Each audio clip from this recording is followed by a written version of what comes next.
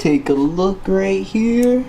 The video just got uploaded, just the HD's processing, and look at here, just a little sneak peek of what we got going on.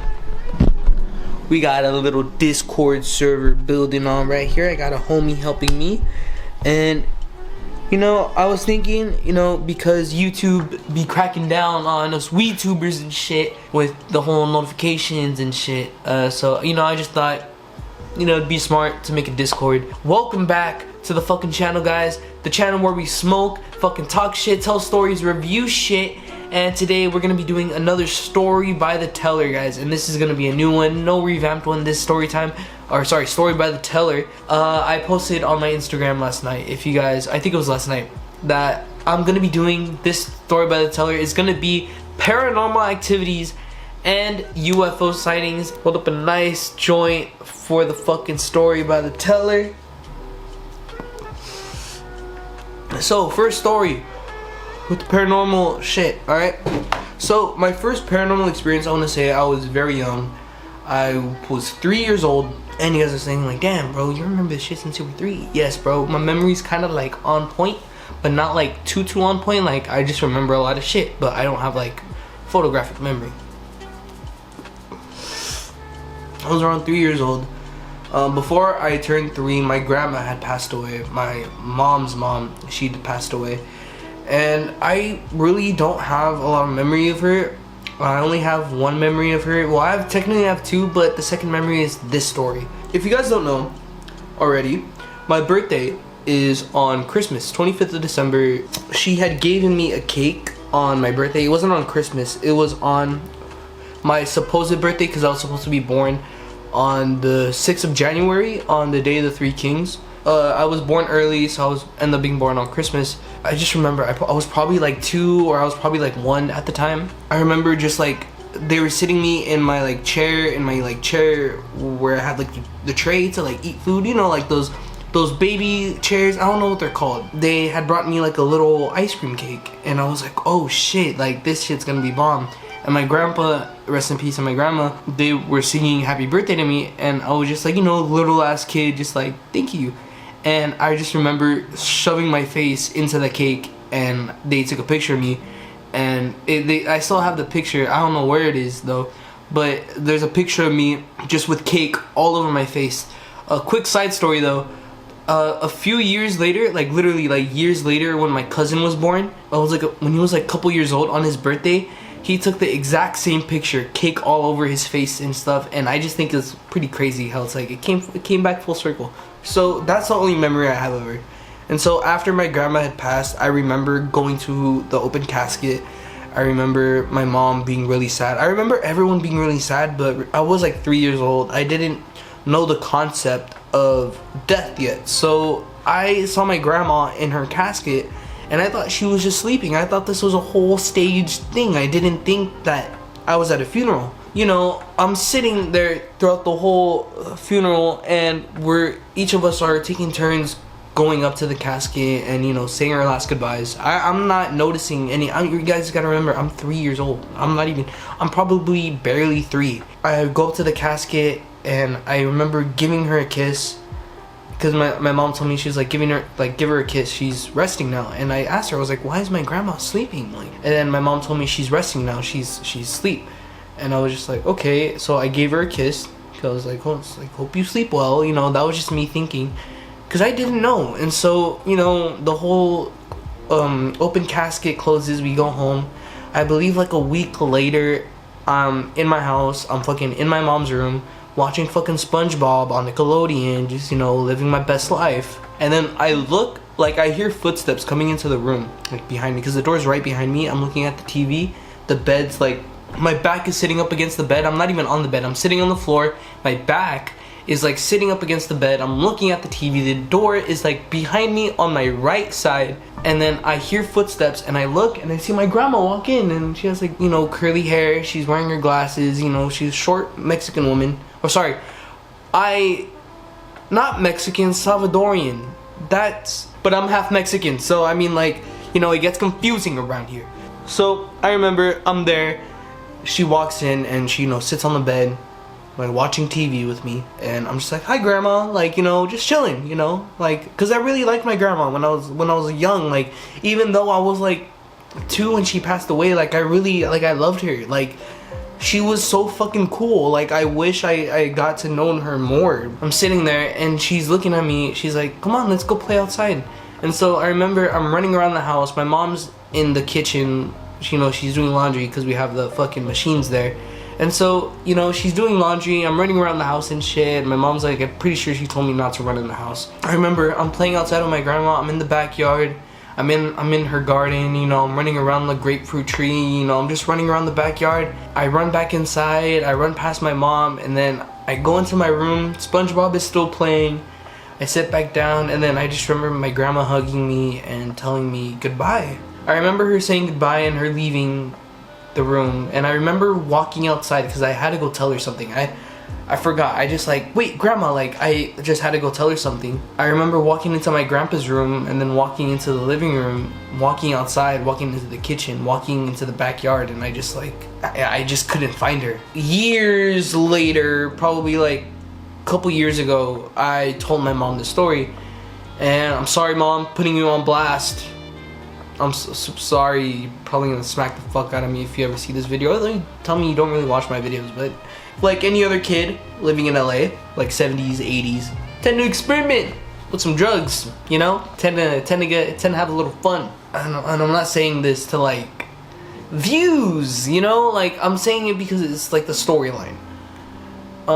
So my mom used to do Chris. And if you guys don't know what, if you guys watch Yola, you guys know what Chris is, alright? Meth, alright? Good old Heisenberg ice, you know what I mean?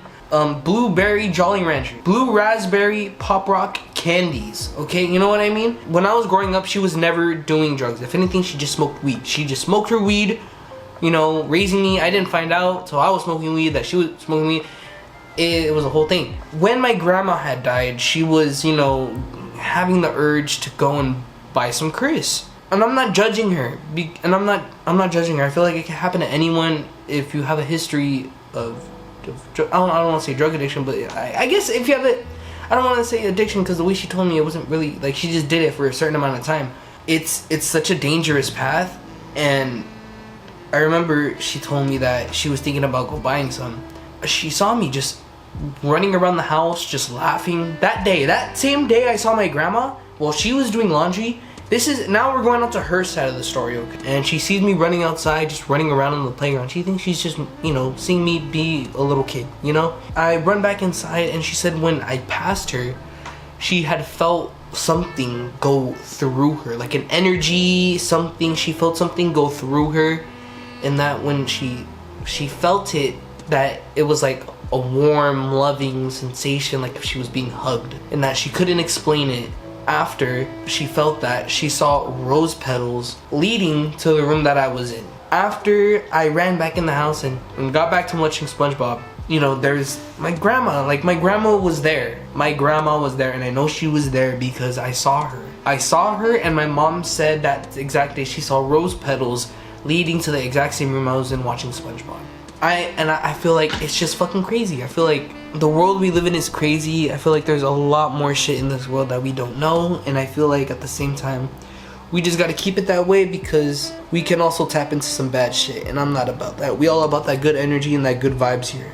We're gonna do one more story, okay? And this is gonna be the UFO sightings, alright? So, good homie Abdil. You guys seen him on the video before. I go to Arizona with my homie Abdil because that's where his parents live. And, you know, occasionally he'll come down to San Diego, live with his sister, and he'll go back, you know, to go live with his parents. I was like, yo, like, let me go up to Arizona with you. You know, I've been up there with him before, but I was like, yo, let me go back up, you know. And the only reason why I liked going was to go look at the stars, you know. And the first time I went, he lives, like, in the ranch, right?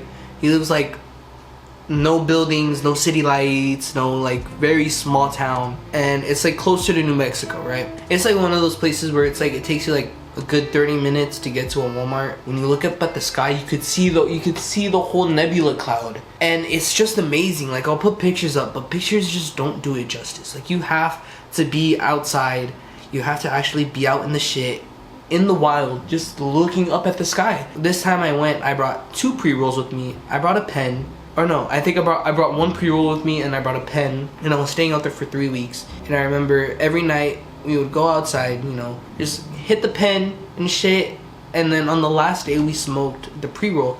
But this one specific night we went out, I don't think we were smoking a joint. I don't know, maybe we were. I honestly, I don't know, because we were going out there every night to go sesh. You know, we're smoking and shit, and our thing was, this was our shit, you know, just smoke, sit on the hood of the car, and then look up at the sky, you know what I mean? And this one night we're doing that, right? And I shit you not, we saw probably more than 10 shooting stars. And I was keeping count, and I probably lost count from how many shooting stars that I saw. And this is what got me thinking. I look up at the sky, and I see the star. You know, it's bright, like any other fucking star, you know? It's just there. And then it starts fucking moving.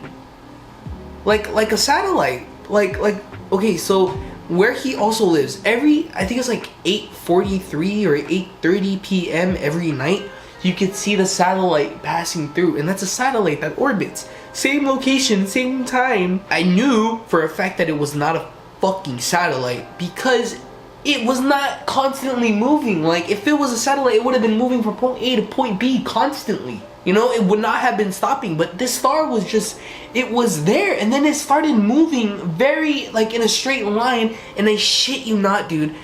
I look at Abdil, and I'm tapping him like this. I'm like looking, I'm like, Abdil, right when he looked up, the fucking star fucking shot, like almost across the whole sky. I felt like I just saw the Millennium Falcon take off into hyperspeed.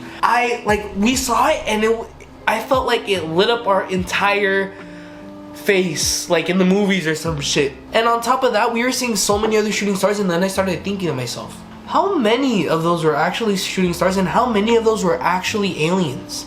Because if you really think about it, you know, you see a shooting star, yeah, cool. But, you know, sometimes you see a motherfucking alien going to hyperspeed, going to fucking Tatooine and shit. This recent time I went to Arizona, and I did the same thing, you know, I had my pen, you know, I went outside by myself. He didn't want to come out. I was like, you know, fuck. Or no, actually, no, you did. And I remember talking about, he's on his phone, you know, I'm there, I'm looking at the sky. And there was a lot of clouds out, but, you know, there was a couple stars that I was able to see. I saw a star, you know, it was there.